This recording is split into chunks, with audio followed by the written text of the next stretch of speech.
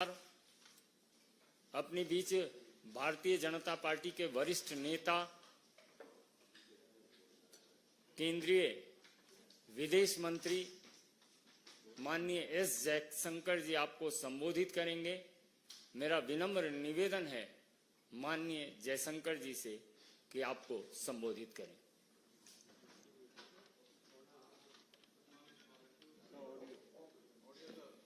Good morning to all of you. I know it's a little bit early, so thank you for making the effort. Today's press conference is about the Katchatheevu issue and also the situation of Tamil fishermen which arises from it. Now, maybe all of you may not be completely familiar with Katchatheevu, the whole problem. So let me first explain what the issue is, and then I want to tell you today what has really transpired, which has created the issue, and why that issue is today relevant to all of us. Why are we debating it today? In 1974, India and Sri Lanka, in June 1974, concluded an agreement where they drew their maritime boundary. And in drawing the maritime boundary, Katchatheevu was put on the Sri Lankan side of the boundary. This agreement of 1974 had three other clauses. One clause which said that each country shall have sovereignty and exclusive jurisdiction and control over the waters. The second clause, Article 5, it gave to Indian fishermen that they will continue to access Katchatheevu as hitherto and will not be required to obtain travel documents. And the third one, that the vessels of India and Sri Lanka will enjoy in each other's waters such rights that they have traditionally enjoyed. So this was the agreement which was reached in 1974 in June. Now when this agreement was presented before Parliament, the then Foreign Minister, Sri Swaran Singh ji, he actually assured the Parliament, and I am reading his words, I feel confident that the agreement demarcating the maritime boundary in the Pork Bay will be considered as fair, just and equitable to both countries. At the same time, I wish to remind the honourable members that in concluding this agreement, the rights of fishing, please note, the rights of fishing, pilgrimage and navigation, which both sides have enjoyed in the past, have been fully safeguarded for the future. This was the assurance that the then Foreign Minister, Sri Swaran Singh ji, gave in Parliament at that time. 1974, July 23, 1974. Now, in less than 2 years, actually, there was another agreement between India and Sri Lanka through an exchange of letters. And in this agreement, now India proposed the following. Again, I'm reading to you from the original document. With the establishment of the exclusive economic zones by the two countries, India and Sri Lanka will exercise sovereign rights over the living and non-living resources of their respective zones. The fishing vessels and fishermen of India shall not engage in fishing in the historic waters, the territorial sea, and the exclusive zone of Sri Lanka. So, 1974, assurance is given. By 1976, an agreement is concluded which actually gives away this assurance. Now, once this agreement in 1976 was concluded, there then evolved a position, a standard position you can say, of the government on this matter. And I'm reading to you an example. This is from 2006. It is a question which is answered by the then Minister E. Ahmed on the floor of the Parliament.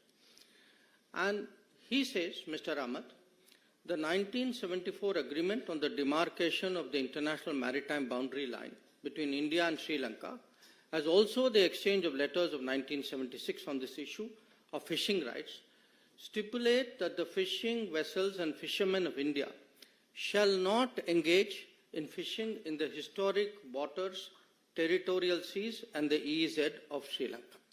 So this is now the position which is taken by the government as a regular position. I am only giving you one example from 2006. So what has happened? What has been the consequence of this? In the last 20 years, 6,184 Indian fishermen have been detained by Sri Lanka. 6,184. And in the same period, 1,175 fishing vessels, Indian fishing vessels, have been seized, detained, apprehended by the Sri Lankans. So this is really today the background. This is the issue that we are discussing. Now you can ask, why are we discussing it? And the answer is, in the last 5 years, in the Parliament, in the Consultative Committee, we have repeatedly, this issue, Katchatheevu issue and the fishermen's issue, has been repeatedly raised by various parties, by all parties, I would say. As I mentioned, in Parliament, it has come up as Parliament question. It has come up in debates. It has been raised in the Consultative Committee. And in fact, Chief Minister of Tamil Nadu has written to me numerous times. And my record shows that to the current Chief Minister, I have myself replied 21 times on this issue. So please understand, this is not an issue which has suddenly surfaced. This is a live issue. It is an issue which has been very much debated in Parliament, in Tamil Nadu circles as well. It has been the subject of correspondence between the union government and the state government. And as I said, 21 times I have myself replied to letters. Now, every political party in Tamil Nadu has taken a position on this. And here, one of the reasons why we are debating it is, in looking at these two issues, the Katchatheevu issue and the fishermen issue, two parties, the Congress and the DMK, have approached this matter as though they have no responsibility for it, as though the situation is for central government, today's central government, for them to resolve. There is no history to this. This has just happened.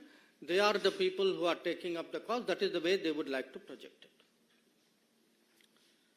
So the purpose of the press conference today, why I am talking to all of you, is we believe that the public has a right to know. The public has a right to know, how did this situation come about? How was Katchatheevu, how was the 1974 agreement reached? How was Katchatheevu given away?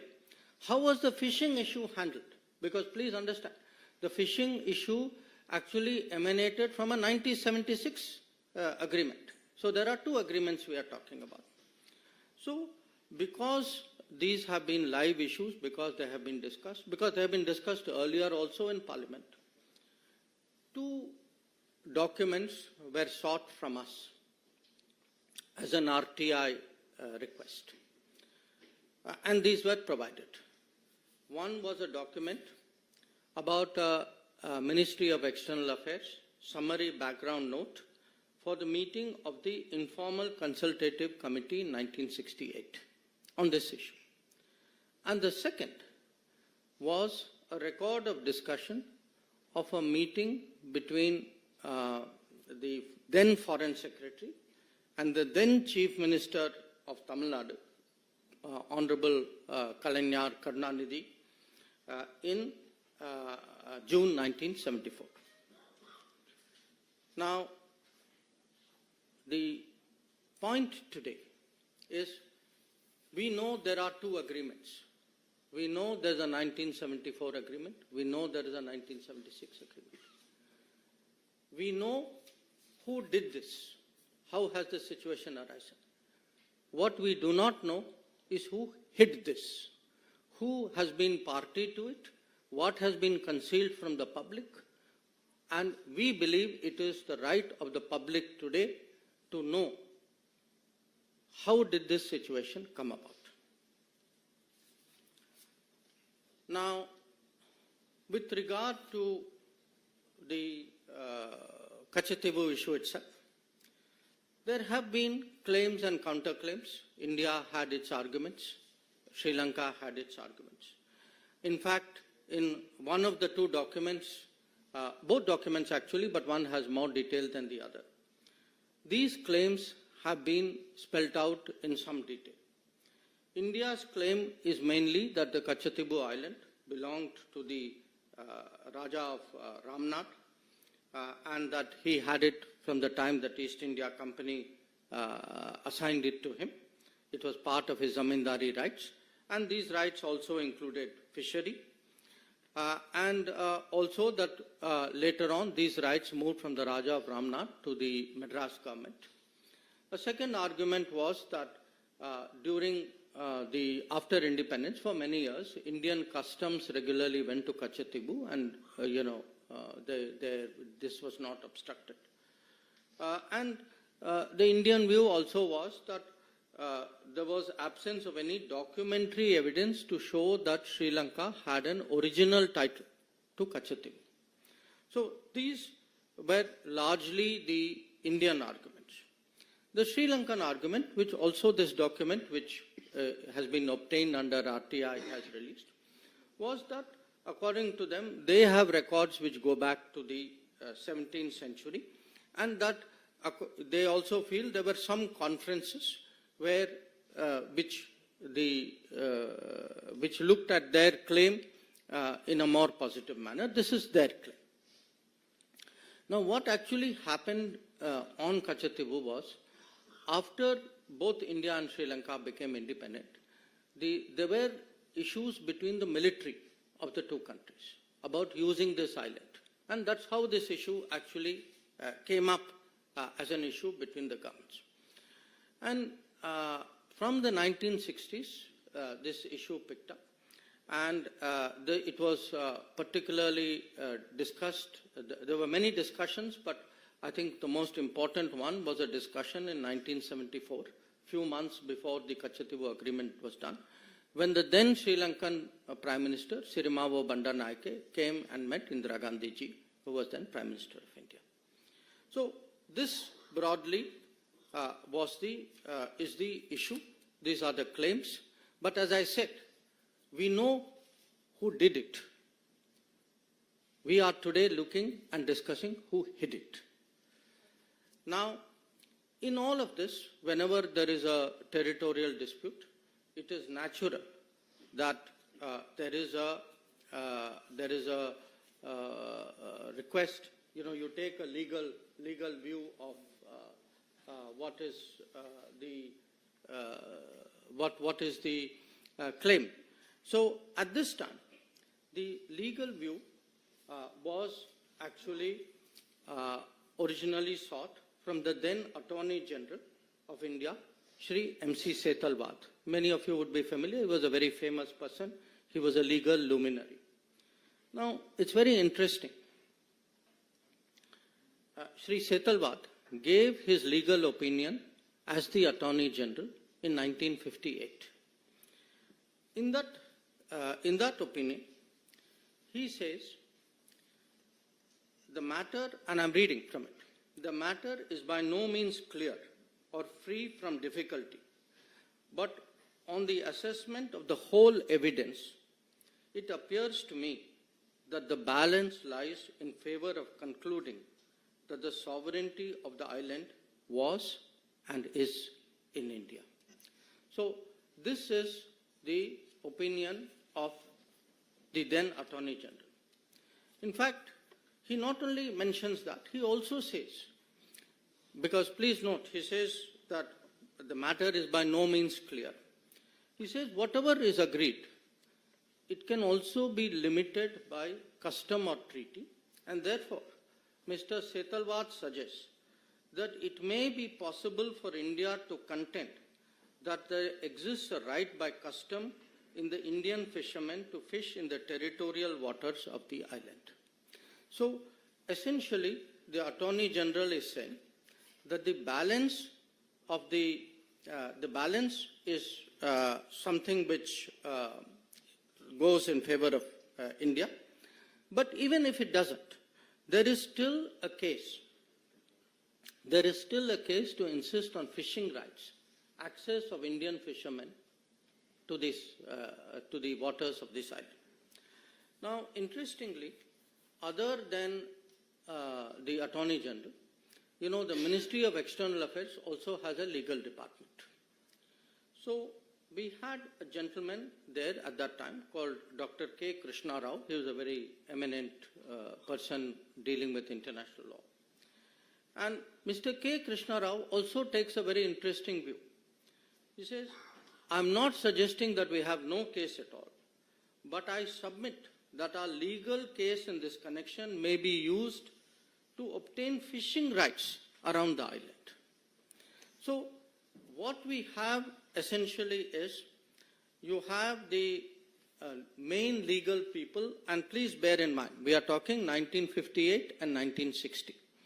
The main people actually saying, look, we have a case, it may not be 100% case, we don't know where this case may go, but at least we should insist minimum that we should get fishing rights. And as I told you at the beginning, the island was also given away in 1974, and the fishing rights were also given away in 76. And whether in 74 itself, was there any sincere effort to press for fishing rights? I think I'll leave it to you to conclude, because 1976 shows otherwise. Now, if this is the situation, you will ask, how did this happen?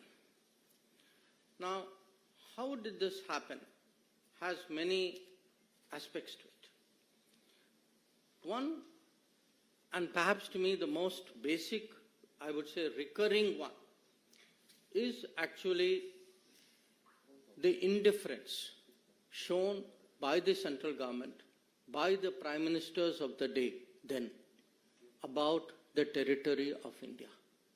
That fact is, they simply did not care. And to demonstrate that, I think if one looks at, again, this is there in one of the documents of the released under RTI. This is an observation by the then Prime Minister Jawaharlal Nehru in May of 1961.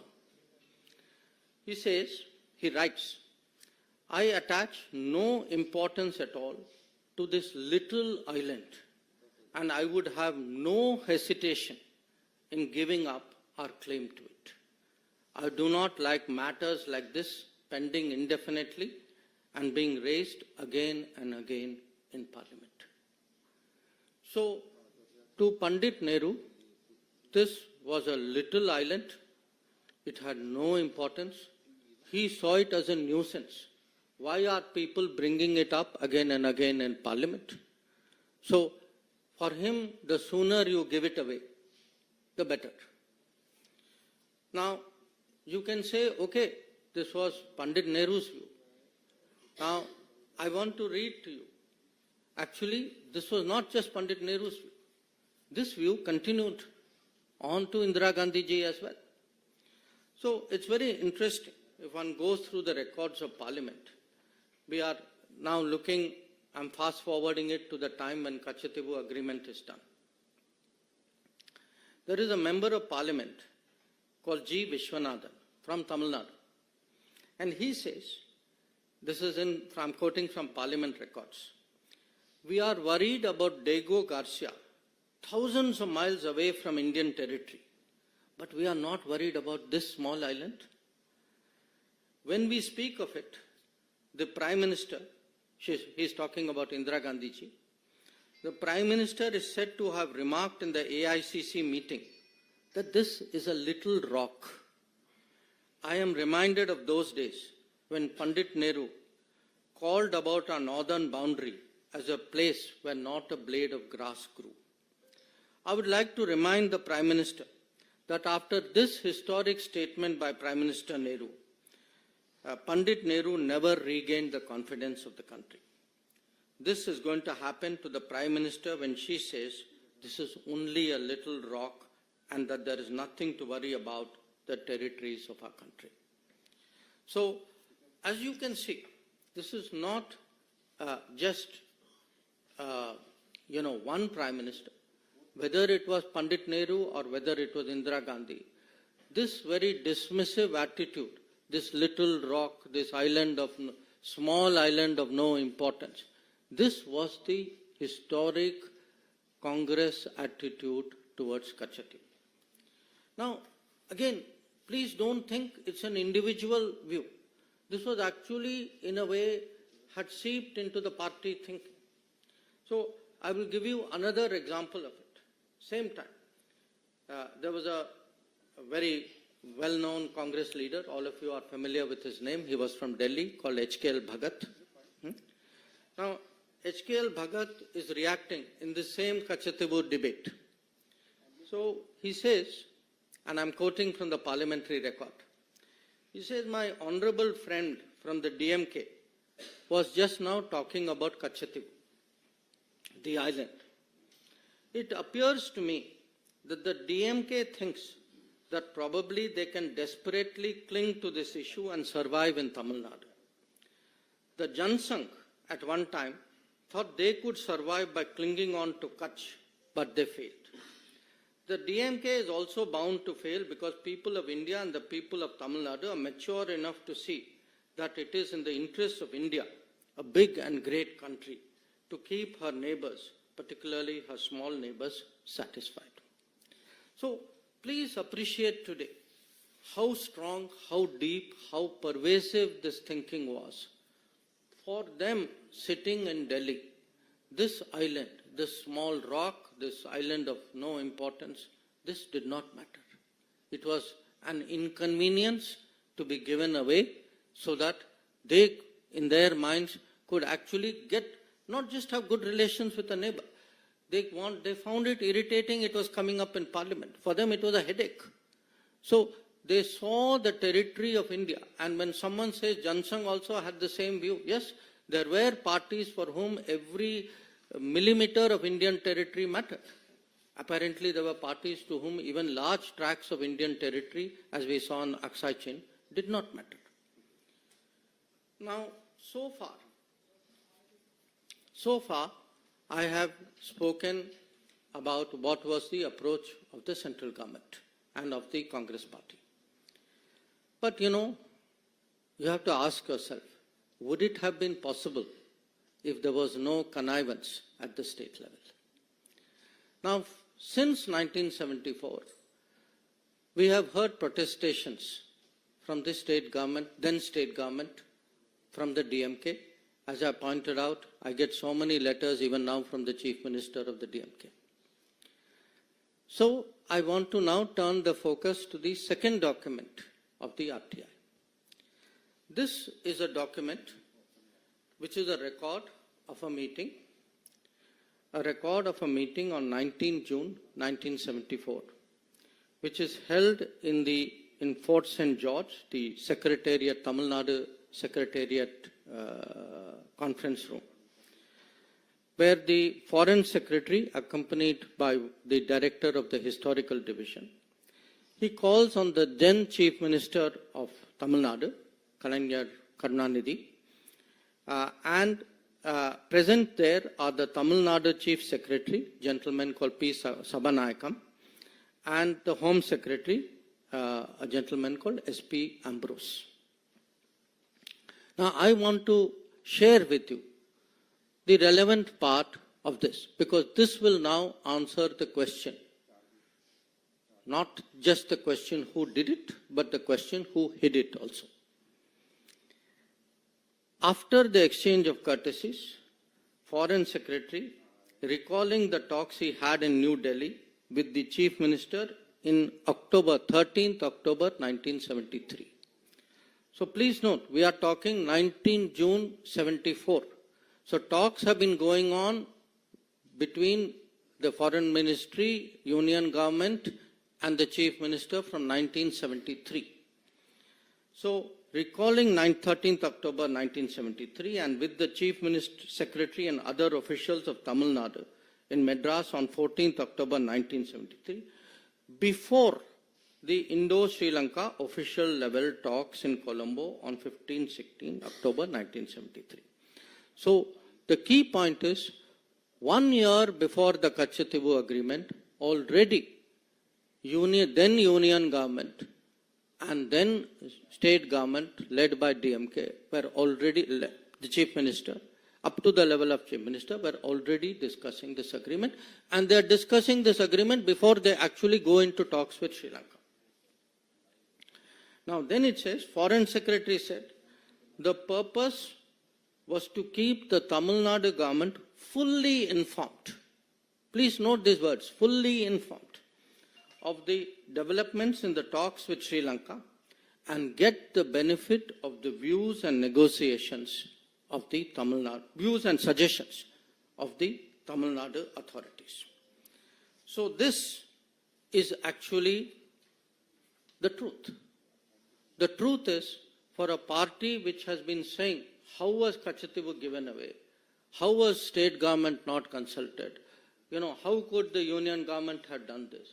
The fact is that actually there were consultations going on. They were kept fully informed. And please, when you hear the rest of it, you will see that it is much more than this. So I am now reading another part of the document. Foreign Secretary then said that he had the authority of the Prime Minister and the Foreign Minister to put forward to the Chief Minister of Tamil Nadu for his consideration a compromise proposal which would divide the historic waters in the Park Bay. So here it is. It is not even that they are being informed after the event. They are actually being consulted 1 year ahead. The key proposal is now actually being put forward to the Chief Minister. And the Foreign Secretary then proceeds, the next paragraph will show, he proceeds to explain this in great length. Now, at the end of the conversation, again I am quoting from the document, on the substance of the proposal, the Chief Minister indicated that he was inclined to accept the suggested solution. Then it goes on. The Chief Minister, having once again signified his general acceptance of the suggested solution, said that for obvious political reasons, he could not be expected to take a public stand in favor of it. The Chief Minister, however, assured Foreign Secretary that he will help keep the reaction at a low key and will not allow it to be played up. The Foreign Secretary appreciated this gesture and stressed that nothing should be done to embarrass the central government or turn this affair into an issue between the center and the state. So, the fact is, we know today actually not just who did it, but also who hid it, who were all the parties who were responsible for the 1974 Katchatheevu agreement. Also, how the fishing rights were terminated in 1976. So, if we have today a situation, as I shared with all of you, that in the last 20 years, if 6,184 fishermen were detained, if 1,175 boats were detained, you all know who is responsible. So, for today, it is important for the public to know, it is important for the people to judge. This issue has actually been hidden too long from the gaze of the public. So, we believe today that, at a time when there are big debates and decisions going on in this country, that the full truth on Katchatheevu and on Tamil fishermen's activities and right of living should be placed before the public. That was the purpose for this press conference. I thank you for your attention in listening to me.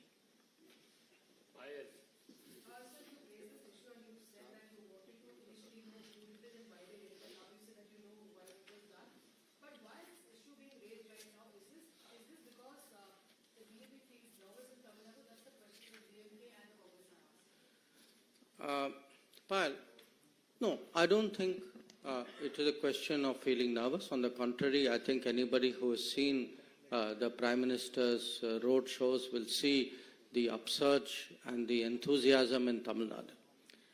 It is being raised because it has been very much a public issue. I mean, as I said, look, 5 years. I myself have written 21 times to the Chief Minister Stalin of Tamil Nadu. Every meeting, please look at the parliament records.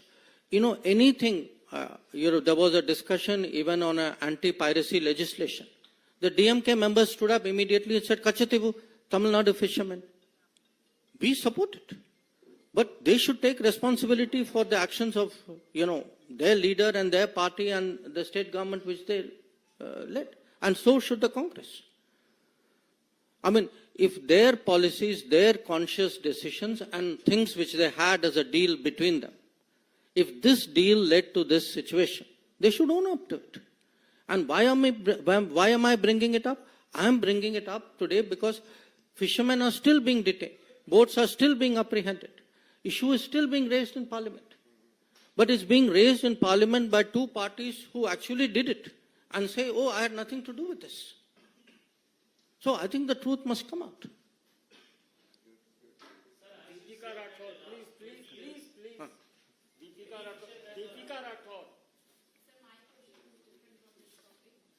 No, sorry, your question is on this topic? Let me take the question on the topic.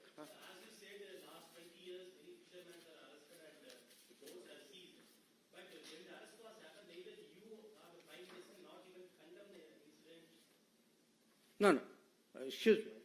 Whenever there was an arrest, how do you think the people got released? They got released due to our efforts. I have myself, Prime Minister has taken it up with the President of Sri Lanka, with the Prime Minister of Sri Lanka. I have taken it up with my counterparts. Our embassy is working on it. So, it's very good to give statements from Chennai. The people who do the work are us. And we are doing the work because of a situation which people in Chennai and then people in Delhi put us into.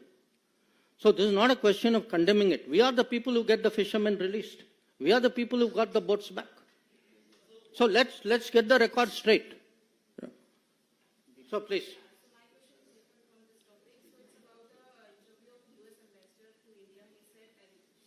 No, wait. First, let's take questions on this topic.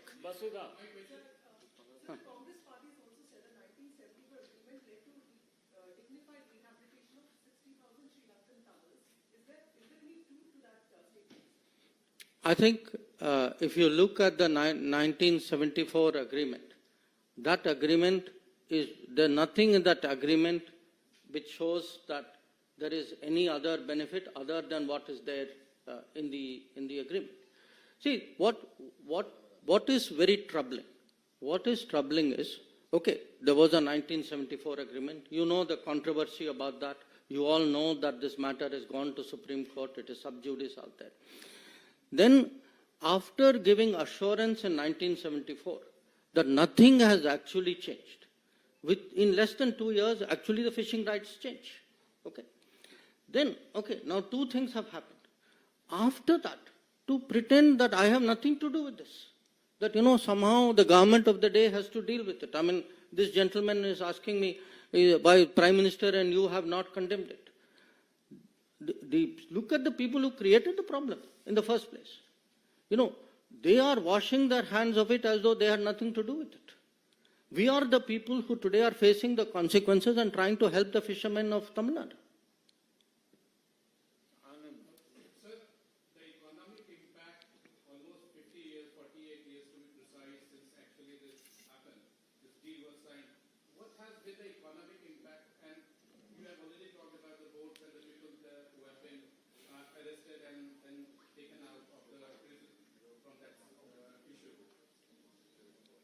See, what has happened is these agreements have been done, okay? The result of these agreements today is a situation which is a source of great concern, okay? Now, what is important for people to know is how did this situation come about? Who is responsible for it? So that we can now find solutions. We have to find a solution. We have to find a solution to the livelihood pressures on Tamil Nadu fishermen. We have to find it. Obviously, it has to be something that we'll have to sit down and work out with the Sri Lankan government as well. And in fact, we have made great efforts. On the contrary, we have tried to, this government has tried to support them through various schemes by giving them, support for longliners which will take them further away into the sea, by trying to support the fishing industry out there, by trying, wherever there is an apprehension, by working out procedures and getting them back. So we have given, 100% support and more for the fishermen. But somewhere we have to be honest about how this situation came about. And I think particularly because people are politically posturing, the same people who connived at all this are today standing up and trying to pretend to be champions of this fishermen. Anand Pandey TV 9 यदि मामला इतना उठाया जा रहा है पहले की सरकारों ने ठीक है गलतियां की तो क्या अब उस आइलैंड को फिर से वापस लिया जा सकता है और चुनाव के बाद क्या सरकार जो है वो उसको वापस लेने की कोशिश करेगी बातचीत करेगी श्रीलंकन वालों से? See, the issue, you again know, there are two writ petitions pending before the Honorable Supreme Court. So when a matter is sub judice, nobody speculates on this matter. Today, the issue is how did we arrive at this point? Who has the responsibility? And who is hiding what? People should know. So what will happen in the future? I think, as I said, matter is sub judice. Mohit Bhatt times now Sir, today Prime Minister Narendra Modi has tweeted and he also attacked DMK on this issue. He has stated that DMK and Congress are on the same page when it comes to the giving away of Katchatheevu Island and how they only work for their family. And he has quoted reports that how then Chief Minister of Tamil Nadu and Karnataka was taken into confidence by Indira Gandhi to give away this particular island. Mm-hmm. In fact, the Prime Minister is referring to exactly the matter which I have spoken about in great detail.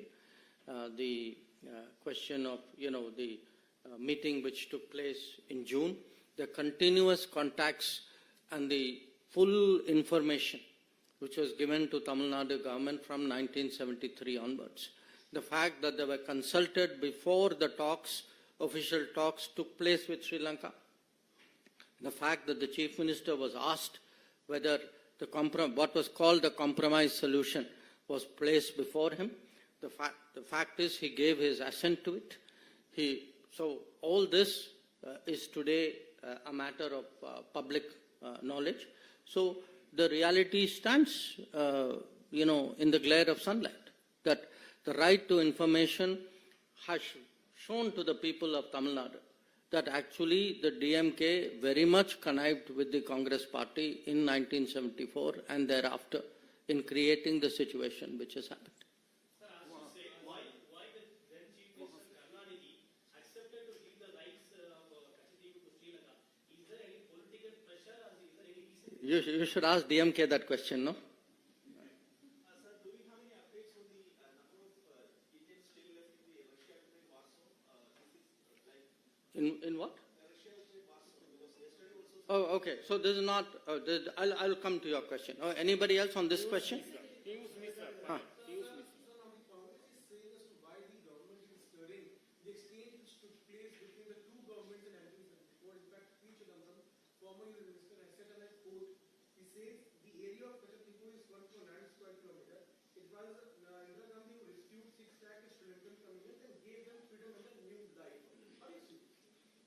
No, I think, frankly, this is a cover-up for something which was done. You know, if there was any such consideration, we would see it in the records. The record is very clear. What does the record say? The record says, Pandit Nehru said that this is a small island of no importance. The record says Indira Gandhi said this is a little rock which doesn't matter. First you say it doesn't matter. Now you claim that you actually got something for it. There's nothing to show that. So there's no doubt whatsoever that we are approaching the poll season. Through this press conference, through the documents that have been released, what is the message that the BJP is trying to give to the people of Tamil Nadu vis-a-vis political impact? No, look, I think it is important for the people of Tamil Nadu to know the truth about a very emotive issue on which the public has been misled for many, many years. The purpose, there is only one purpose for this press conference. That purpose is the public has the right to know. The public in Tamil Nadu particularly has a right to know about an issue on which there has been so much debate in the last 50 years. We need TV 18.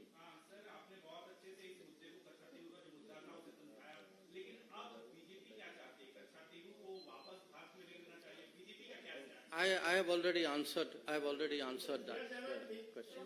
Huh? You already had two chances, please. Sorry?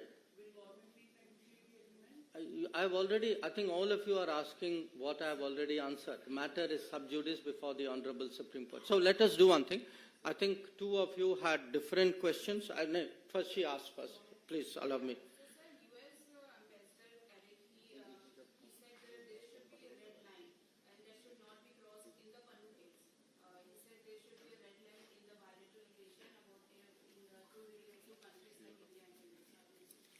See, the US ambassador, as an ambassador, obviously will say what he thinks is the thinking of his government or the position of his government. I will say what is the position of my government. And the position of my government is that in this particular case, there have been certain information which has been provided to us, which we are investigating. And it is something we are investigating because we believe our own national security interests are involved in that investigation. So as and when we have something to say on that investigation, we would be very glad to speak about it. At this point of time, beyond the fact that there is an investigation going on, we have nothing more to say. So I think that gentleman right at the end.